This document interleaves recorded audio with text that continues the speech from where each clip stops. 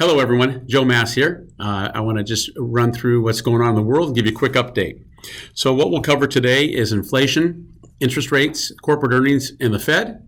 And we'll talk about some taxes that are coming up and the volatility in the market and the 10-year Treasury bond. So let's get going. So, what drives the market? We use this as a template to always let you know how we think about managing money. And so there's only a few things that really drive the market. One is inflation. Two is interest rates. Three is corporate earnings, and then does the Federal Reserve have our back or not? Are they being accommodative, or putting money into the market, or are they taking money out of the market? Okay, so we're going to cover that for you today. We're also going to go over. We've been watching and talking about the 10-year bond and the rate of change all year. We're going to talk about that and the effects of inflation. We'll talk a bit about volatility, what the Fed is saying, and of course we'll end with some taxes. So here on this slide we have inflation. And we've been telling you why not. There's plenty of reasons that we should see inflation, from increased stimulus to increased wealth. The GDP is coming up. We'll talk about earnings in a few moments. So we definitely believe that we're going to have a little bit of inflation. As you can see again here on the white line, that's the University of Michigan's 5-year inflation outlook at 2.7. We have the PCE annual inflation that's come up to 1.6, which is a little higher than last time we reported to you. And then we can see that the unemployment on the blue line is continuing to come down. So all of those bode for we expect some more inflation. So on the interest rate slide here, this is a slide of the yield curve, and it's positively sloping, so that's positive, meaning that we don't see a recession coming, and we continue to see that 10-year bond coming up. We expect probably maybe it'll end the year at 2%, but right now it's at 1.6%. Now on this slide, we're looking at that rate of change on the 10-year.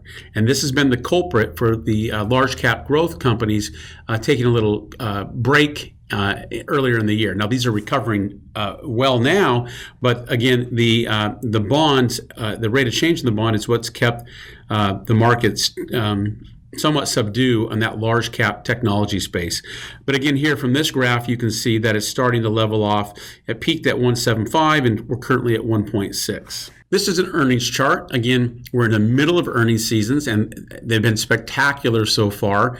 All of the large cap companies are coming out with great earnings and revenue, both top and bottom line, and that's good. And we are expecting about a 34% gain in earnings over the next year. So earnings are looking positive. What does that mean? Well, that means that looking at the S&P 500 on this slide, that we're still looking at an upward return, a positive return of maybe 8.7% over the next 12 months. So that's good. We're still we're not starting a bear market yet. There's a lot of geopolitical risk out there, but we're going to see in a few minutes that risk is coming down. So right now, we're still positive on equities. We're still positive in the market. And the one-year expected return based on consensus estimate is about almost 9%, 8.74%. Now, what's the Fed been saying? The Fed is going to be accommodative. They're not going to raise rates. Here's their dot plot on this chart, and it shows you what they're voting for, and they're voting to keep rates low until at least at 2023. And so the Fed is not going to be the reason that the market's going to have a correction or start a bear market. So the Fed is on our side. So here's a slide of volatility measured by the VIX. And what we can see is that it's coming down from its long-term average. It's currently about 17. Long-term is probably in the range of more like 15. So what this means is that we're expecting less up and down days on the S&P 500. Currently, we're expecting the S&P 500 to move up or down about 0.5% each day. Okay? So we're expecting lower volatility. Now, when it comes to taxes, the administration has just announced a new tax plan. We'll have more information for you as it unfolds. But taxes look like they're going to be going up. Here's a table of your current 2020 income taxes, okay, income tax rates. And the rates are going to be going up on income tax. They're going to be going up on capital gains tax, okay? Both of those are going to be going up. Now, for a lot of people, you might be saying, well, that's not going to affect me. Where that might affect everybody is that if the markets start to sell off, if people rush to sell their gains this year in 2020, that imbalance of supply and demand may put a downward pressure on equity markets and assets in general. And so that selling pressure could start a correction. Okay, so we don't know yet. We'll stay tuned, but taxes are changing and that will be affecting you. Now, when I'm managing the portfolios and my team is managing the portfolios, we're not going to let taxes really come into our thought process because we have a very independent institutional way of selecting stocks and rebalancing portfolios. Okay, taxes are really more a shareholder level, issue, a client issue, not a portfolio issue.